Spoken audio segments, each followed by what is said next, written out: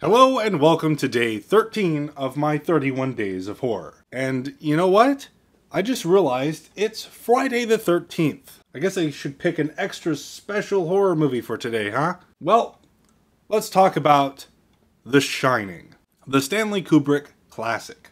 I always tell people there are only two movies that scare me. I love horror movies, but there's only two that really get under my skin. John Carpenter's The Thing and Stanley Kubrick's The Shining. And I think it has to do entirely with the atmosphere of these two movies. From the moment The Shining starts, there is this feeling of dread, and it builds and builds throughout the entire movie until it reaches a peak and all hell breaks loose.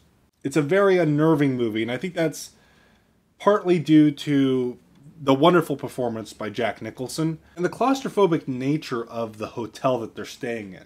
While some places feel very big, it also feels small and trapped.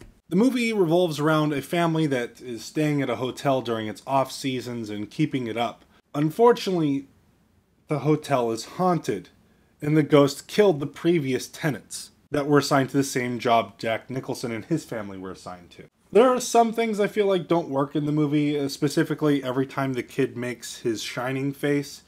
It doesn't come off very scary, it comes off kind of goofy, but I think the movie's atmosphere and how well it was made compensates for that.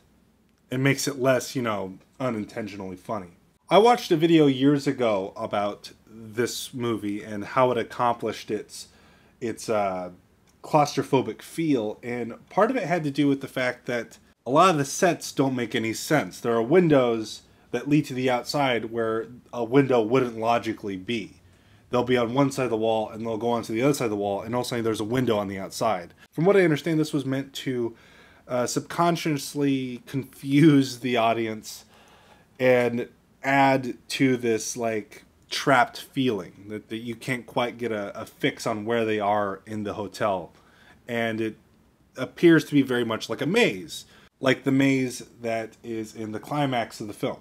I heard Stephen King does not like this version. He prefers the miniseries. Just gonna tell you now, don't watch the miniseries. Stephen King doesn't know what he's talking about. The miniseries is awful. I don't care if it's closer to the book. This movie is a classic. It's amazing. And if the book is anything like that awful miniseries, I want nothing to do with it. Thank you for watching. I'm Joey Hollywood, and I'll see you tomorrow in day 14 of my 31 days of horror.